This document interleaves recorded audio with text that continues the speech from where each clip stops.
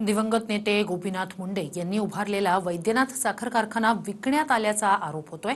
पंकजा मुंडेंसह इतर संचालकांवर शेतकरी नेत्यांनी आरोप केले आहेत। नेमका हा वाद काय आहे पाहूया।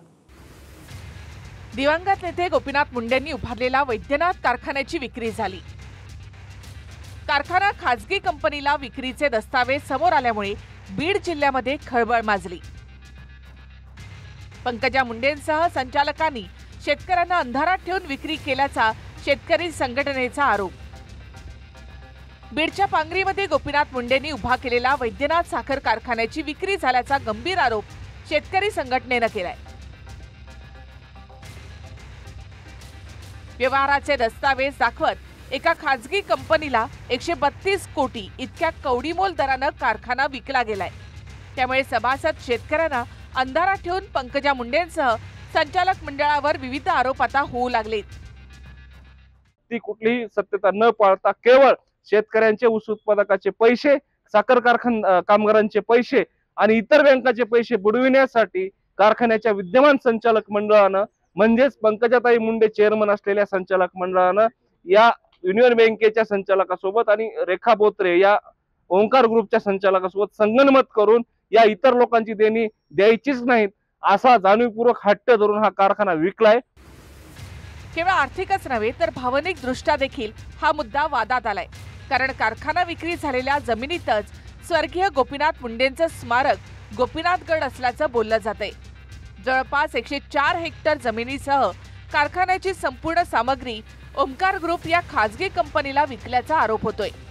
कारखान्यावर विविध बँकांचा बोजा, त्याबरोबरच 7000 सभासद, ऊस वाहतूकदार, कामगार आणि शेतकऱ्यांची देणी बाकी असतानाच झालेली ही विक्री बेकायदेशीर असल्याचा आरोप शेतकरी संघटनेने केलाय। 14 ऑगस्ट 2025 रोजी हा खरेदी खत दस्त क्रमांक 4966/2025 विक्री करण्यात आलेला आहे। परंतु जेव्हा कारखान्याने ताबा घेतला त्याच वेळेस हा विक्रीचा ठराव त्यांचा झाला होता।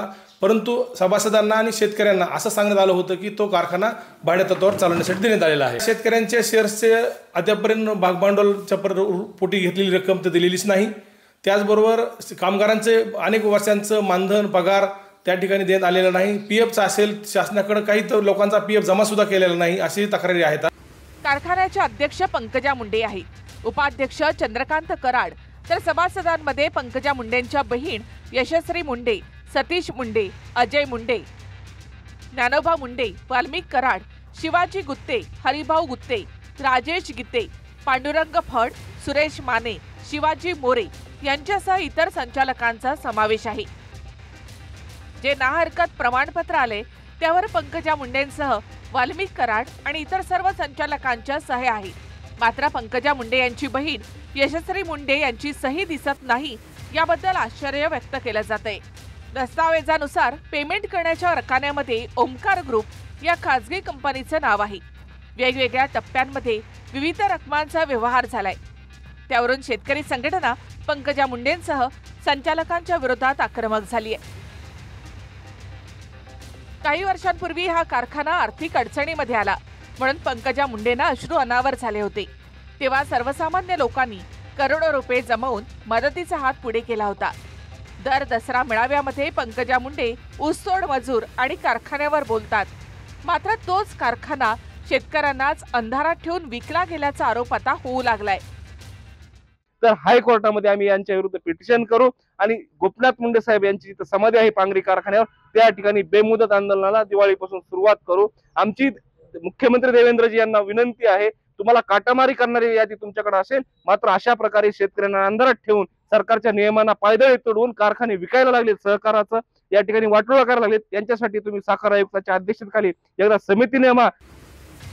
Bureau report, TV9 Marathi.